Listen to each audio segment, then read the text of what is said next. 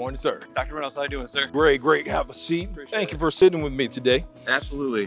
First of all, again, I want to thank you for making time because I know that your schedule is crazy. So thank you for making time for this video series, the Grow With Garfield video series. And today I'm extremely excited to talk to you about everything that you're working on at the high school right now. You are the new high school principal. Yes, sir. However, you're not new to the building. So tell us a little bit about your background. Well, I always tell people all the time that it's been 15 years and I've gotten a chance to do everything in this district.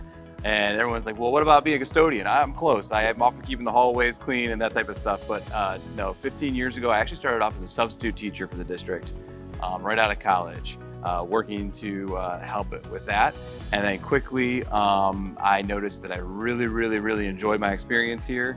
And I became the alternative school manager, did that for a year and a half. And then when a teaching position became available in the social studies department, I was beyond excited. We started a new program at the time. It was called the Learning Center to help students that were identified as at-risk youth. I did that for 6 years, moved up to assistant principal here at the high school, did that role for 8 years. And then this is my first year of high school principal, the proud high school principal at Garfield. You've done a lot. So you've seen a lot in this district, and you had a lot of experience with our students. And what makes our students so unique, so special? Absolutely. And a lot of times when I talk about those 15 years of experience, and people ask in other meetings, well, why Garfield? Why have you been here for 15 years? Why do you want to be here for another 15? And I always cite the students. The students have a level of resilience, creativity, and honestly caring here that I have not seen anywhere else. Now, I was that substitute teacher for a while, so I have been to some other districts and I've seen what was going on. But when I met the students here at Garfield, truly special, unique, and always so caring, trying to help out everything. I remember on my second day of school, I walked in my second day of teaching, and I had a whole handful of desk implements, all those things, and I had a student greet me at the door, open the door. Didn't ask them, just opened the door for me. And I just said, that's the kind of students that I want to dedicate my life to. And ever since then, it continues. Every day they continue to amaze me. Despite all the challenges, the things that they go above and beyond to help out adults and each other truly inspires me, and just makes me want to help them out as best as I can. I like that. I like that. So you have 3 approaches to your leadership. Talk to us a little bit about that. Absolutely. Going back to our last part of our conversation, students. Anytime I'm thinking about any kind of changes we're going to implement, student-centered focus. So what can I do to improve the students' daily life here? Whether that's academics, whether that's the culture for the students, we want them to have a sense of belonging. So that's really where we kind of root our work in this year, is that sense of belonging for our students. After that, my second approach, I always think back to collaboration. Collaboration not only with the students and the staff, but all personnel in the school.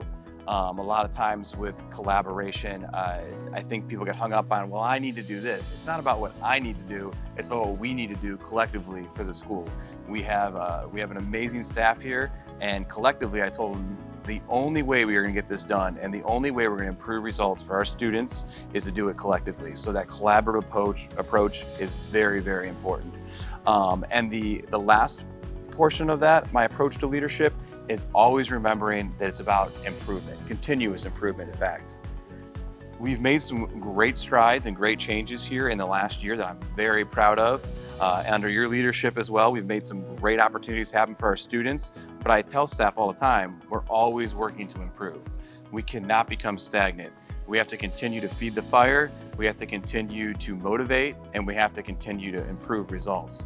So just always keeping that in the framework of my mind of always in the improvement process really is helpful to our leadership here at the building. No, that's awesome. And that's my first time hearing you put it into 3 points. And those are the things that we've had conversations about, that where we're looking at making sure that we have buy-in and collaboration from our teachers, because it is extremely important that we provide them with a voice, because once we're trying to do this thing separately, it becomes just an initiative just from the principal. Now that we are working to collaborate more, we have a lot more buy-in to the things that we're trying to do differently, all the changes that have been made, all the adjustments that we've made along the way, just to ensure that our children have what they need. And you guys have done a great job with making sure collaboration has been the forefront of what you're doing at the high school. So good job with that. Appreciate it. So when you talk about the building staff at the high school, what are some things that come to mind about them? Our staff here is experienced, dedicated, and passionate. And those are the three reasons why I was very excited to take this position. They're a veteran staff, they've been around for a while, but they're open to improvement. So going back to that collaboration, going back to that continuous improvement process, they want to help out and they want to improve things for not only the students, but for the entire building. And having a staff that's dedicated like that and also cares for the student makes my job a lot easier, and they make me look pretty good a lot of times. Right. I know that's right. So are there new activities, new events that are coming that parents can expect? Absolutely. How much time do we have today? Yeah, we got a little bit of time. So some of the highlights that I want to share off the bat that parents should know about and the community should know about, we quickly realized that students need more experiential opportunities to get out into the real world. Students have beyond a passion, and we're so proud of our students that enroll and go to colleges. But we're also passionate about bringing opportunities and experience to our students for career fields and tech programs. We partnered with the Browns. We had an exciting experience where they actually used us as a school to allow 2 of our students to come and job shadow for the day. They learned everything from videography to actually field and turf management, which I thought was pretty interesting.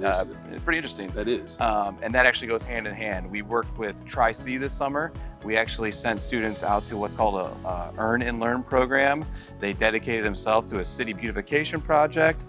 They got to know a little bit about a career trade and landscape architectural design, and we're proud of that work as well. Along with that, we partnered with the Greater Cleveland Career Consortium, and we're actually trying to find mentors and careers that will actually show our students how those experiences are firsthand, so that way they're not surprised when they go into the workforce. Beyond that, we have a number of programs. I believe you interviewed my colleague and our teacher, Ms. Sharp. Yes. We're very proud of the work that she started with our peer mediation program in Force. Yep. An excellent opportunity for our students to have that voice, to have that experience of talking with one another and actually getting a say in how they want their building and how they want their culture to go. Yes. So we love that work. And there's a lot of other examples of things going on, but that just scratches the surface of things we're proud about. And that's why I'm happy to be talking to you, because there's a lot of folks out there who don't know all of the things that are happening, and there's so many things, and this is a great opportunity for us to really talk about the things that we see for our students, the opportunities we want to provide for our students, and these are things that we will continue to improve and continue to provide more opportunities for our kids. So great job with that. You know, the most interesting man in the world commercials and Absolutely. the guy who's done all of these things. I see you as my source or my resource when I need to find out anything, anywhere. And I'll give you an example.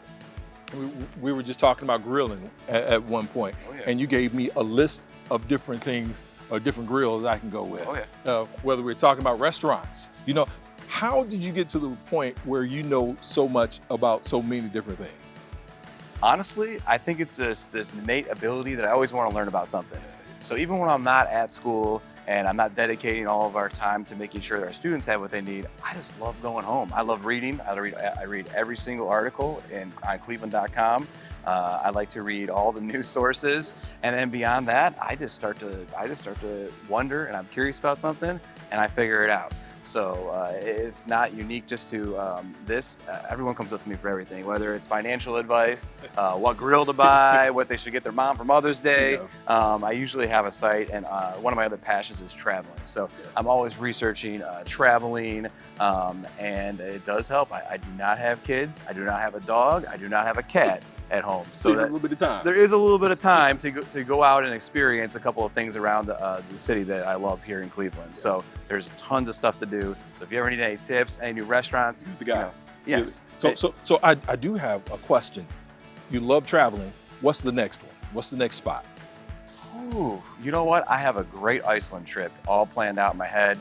I have it down to the mile markers as far as what sites I want to see, the areas I want to go to, the restaurants I want to eat in Reykjavik. So I have all that mapped out in my head. I just, because of COVID, didn't have a Yeah. chance to take that trip. So that's probably going to be the next up. Also, teachers. One of the teachers that I used to work with at the Learning Center is now a teacher here in this building. his 10-year wedding anniversary, his wife was nice enough to let us all go to Ireland. So we're all going to go to Ireland hopefully Wow. this summer. So that'll be fun. Oh, those are big trips. Those are big trips. We do big trips. I'm headed down to Canton and Pittsburgh, and you're headed to Ireland. Oh, I love Pittsburgh. I know that's right. Pittsburgh's exactly awesome. I have great things about Pittsburgh. I- Nothing I- but great things to say. I Don't film that. Cut that Yeah, out. because we're in Cleveland right Yeah. now. We can't say those sort of Right. things. So, okay, without trying to advertise for these folks out here, but top 3 restaurants right here in Cleveland area. Top 3 restaurants. So I have to do a shout out to where I live right now, and that's Willoughby, Ohio. There's a restaurant there called Hook and Hoof.